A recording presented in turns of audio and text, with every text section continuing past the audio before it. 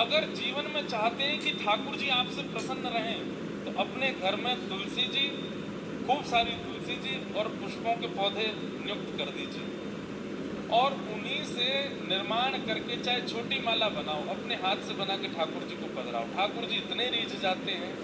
श्रीमद् भागवत में वर्णन आता है, जब भगवान कंस वध करने के लिए मथुरा जा रहे थे तो एक माली ने अपने बगीचे के पुष्पों से माला बना करके पहनाई। तब ठाकुर जी वहां वर्णन करते हैं, जो व्यक्ति स्वयं सिंचन करके बगीचों से पुष्प तोड़ करके माला बना करके मुझे धारण कराता है, मैं उससे सदा रीझा रहता हूँ, सदा प्रसन्न रहता हूँ। और ठाकुर जी रीझ जाए तो फिर कोई और की मजाल कि हम तो रूठ जाए। ठाकुर जी प्रसन्न रहे तो सब प्रसन्न रहेंगे। इसलिए तुलसी जी हों, पुष्प हों, बहुत सुंदर सेवा है। आप ठाकुर जी का मधुर श्रृंगार नहीं कर पाते, भोग नहीं बना पाते, उसके लिए कोई व्यवस्था कर दो, पर अपनी सेवा एक जुम्मे रखो। क्या? नित्य माला जी सिद्ध करके ठाकुर जी को धराओ। माला जी सिद्ध करना भी एक कला है। हमारे ठाकुर जी तो इतने छोटे से हैं, अभी आमेंगे देखिए, पता ही नहीं चलेगी कहाँ है ठाकुर जी, छोटे से हैं लाला।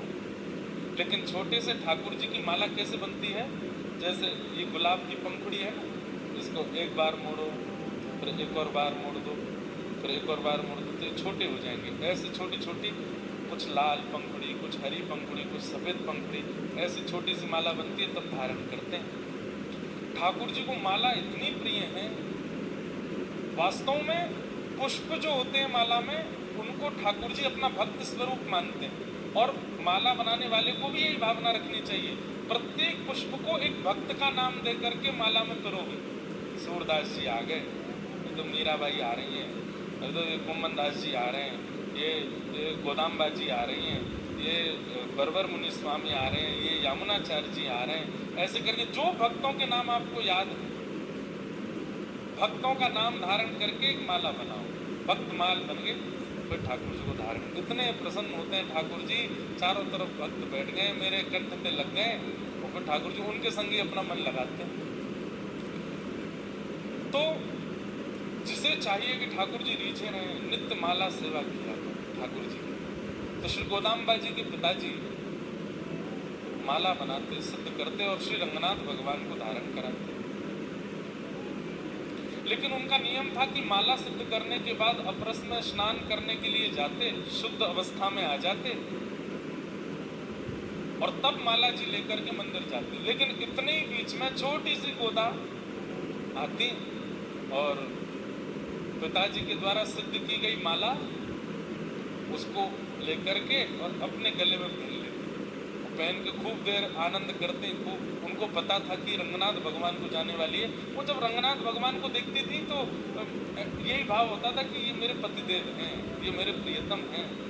तो माला पहन करके उसको अपनी करके और फिर जैसे पिताजी का आने का समय होता उससे पहले उतार करके वहीं धर देती।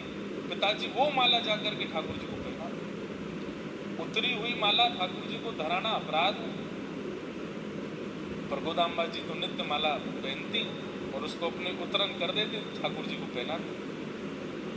एक दिन पिताजी ने देख लिया कि श्री गोदाम्बा जी वही माला पहन करके घूम रही जो ठाकुर जी को पधरानी है। उन्होंने आकर के कहा, लाली तुम क्या कर रही हो? ये ठाकुर जी को पधरानी है, तुम कैसे पहन सकती हो? छोटी सी गोदा जी के नेत्र सजल हो गए, बोले पिताजी मैं तो रोज पहनती, अब तक ना जाने कितने वर्षों से मेरी ही ठाकुर जी माला पहनी हुई धारण करते हैं रंगनाथ भगवान। पिताजी ने डांटा, बोले ऐसे नहीं करते, अपने उतरन ठाकुर जी को नहीं धराते, बहुत बड़ा अपराध लगता है। दूसरी शुद्ध माला निर्माण की और गोदाम्बा जी के हाथ ना पड़े उससे पहले जाकर के रंगनाथ भगवान को पधरा दी। जैसे ही ठाकुर जी ने गले में धारण कराई, तुरंत माला टूट करके गिर पड़ी। एक और माला बना करके पहनाई, फिर से टूट के गिर पड़ी। गोदा जी खड़ी खड़ी देख रही थी। पिताजी वो ऐसे नहीं पहनेंगे, तो एक बार मुझे पहनाओ पहले, और मेरी उतार के फिर पहनाओ, देखना फिर नहीं टूटेगी।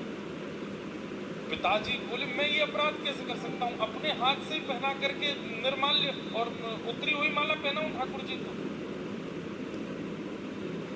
गोदाम्बा जी ठाकुर जी की ओर देखने लगी, अब तो आप ही कृपा करो, आप ही पिताजी को समझाओ कि आपको और मेरो तो प्रियतमा और प्रियतम को संबंध है। तब श्री रंगनाथ भगवान ने प्रकट होकर के उनके पिताजी को आज्ञा दी, आप संकोच मत कीजिए, माला जी गोदा को धराइए और उनकी उतार के हमको पहनाओ, क्योंकि वो हमें प्रियतम मानती, इसलिए हम भी उनको प्रियतमा मानते हैं। और प्रियतमा की माला धारण करने में कोई अपराध नहीं। नेत्र सजल हो गए, बोले ठाकुर जी अब प्रियतमा मानते ही हैं तो फिर पूर्ण रूपेण स्वीकार भी कर लीजिए,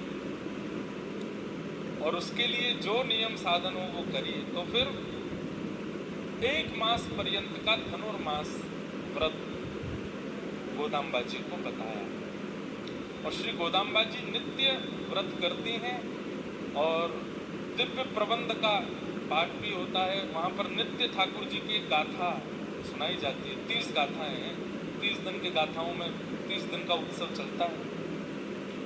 दक्षिणी भाषा में है, लिपि साउथ की है, पर बड़ी अद्भुत है। उन गाथाओं को गाकर के जो भी कन्या, जो भी पुरुष 30 दिन का व्रत कर लेता है, उसको फलस्वरूप क्या प्राप्त होता है सुनो। 30 दिन बाद जैसे ही गोदाम्बा जी का व्रत पूर्ण हुआ, पिताजी के स्वप्न में ठाकुर जी आए और कहा, अब आपकी पुत्री को हम स्वीकार करेंगे, इनका स्वयंवर करो। बोले स्वयंवर क्या करना, जब आप स्वीकार कर ही चुके हो, जब आप मान ही चुके हो कि आप इनको स्वीकार करोगे पत्नी रूप में, तो आप आ जाइए स्वयंवर में, तो बहुत सारे बार आते हैं। तो बोले आपकी जो गृहिणी है, आपकी जो लाली गोदाम्बा है, इन्होंने इतना सुंदर दिव्य व्रत किया है कि मेरे जितने भी रूप हैं दक्षिण में, चाहे वो वेंकटेश तिरुपति बालाजी हैं, चाहे वो रंगनाथ हैं, चाहे वो वरदराज हैं, चाहे वो संपत कुमार हैं, सबके चित्त में इच्छा हो रही है, बोले गोदाम्बा जी से तो हम ब्याह करेंगे। मतलब एक ही ठाकुर जी हैं, एक ही ठाकुर जी के अलग अलग रूप में, जैसे राधा रमन जी, राधा वल्लभ जी, बिहारी जी, मदन मोहन जी, गोपीनाथ जी आदि आदि, सब ठाकुर जी के एक ही ठाकुर जी हैं, पर सबके रूप अलग अलग हैं। ऐसे दक्षिण में भी नारायण एक ही है, पर उनके रूप अलग अलग हैं, मंदिर अलग अलग हैं। सब लोग इधर देखो, ध्यान से सुनो। ठाकुर जी बोले सबकी इच्छा हो गई है इनका व्रत देख करके कि इनसे ब्याह तो हम करेंगे। मतलब सोचो, अब हम लोग उत्तर भारतीय, इसलिए हमको वृंदावन के मंदिरों से समझाना पड़ेगा कि किसी भक्त की भक्ति पर राधारमण जी भी रीझ गए, बिहारी जी भी रीझ गए, राधा वल्लभ जी भी रीझ गए, मदन मोहन जी भी रीझ गए, गोविंद देव जी और गोपी, सब में होड़ लगी है। बोले यहाँ पर कृपा तो हम करेंगे। ऐसे ही दक्षिण में हो गया। तो इसलिए ठाकुर जी ने कहा आप तो स्वयंवर करो, और स्वयंवर का नियम, जो पहले मंडप में आ जाएगा उसका विवाह गोदाम्बा जी से हो। बंधुओं, इसे कहते हैं रास।